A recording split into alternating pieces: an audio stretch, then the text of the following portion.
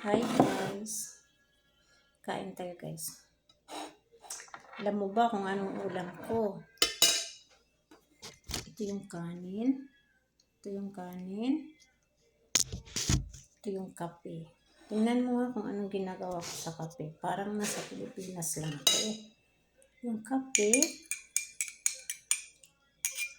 lagay ko sa kanin. Maibahog ko sa kanin. Kasi nakakaumay na talaga kumakain palagi lang ng manok at saka indomie itlog.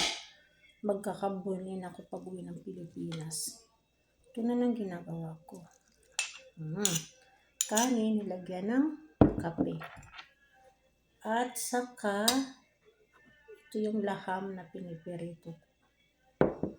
Yan. Sinakaumay.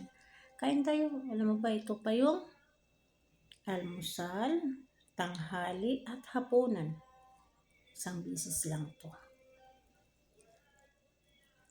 Yan. Kasi inom na ako. Adik kasi ako sa kape. Kape sa umaga, kape sa tanghali. Ganitong oras, alas 5, kakain ako ng kanin. Minsan, tinapay. Yan.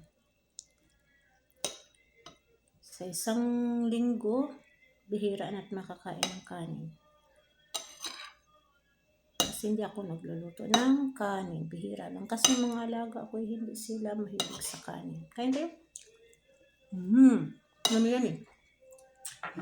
Kanin, rice. Rice na may kape.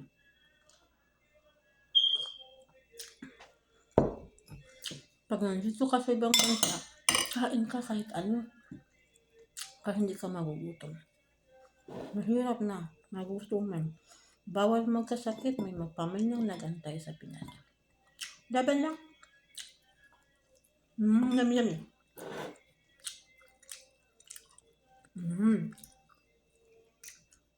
Huwag ka na mag-abroad pag ikay maarte.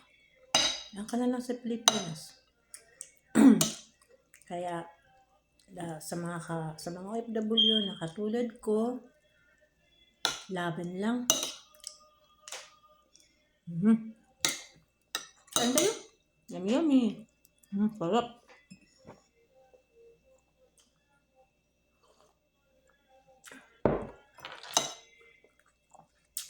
Kahit kain ka, kahit ano para lang may laman yung tiyan. Hindi ka magugutuman kasi once na magutuman ka, magkakasakit ka.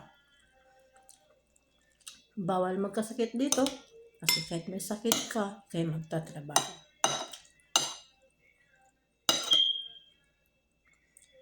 Yan sana maisip ng anak ko na balang araw na maintindihan mo bakit ganito si mama. Sana napanood mo itong video na to. Napahalagahan mo naman minsan si mama. O kumustahin mo. Kung may samang loob ka sa akin, alam ko yun. Pero pag-isipan mo kung bakit.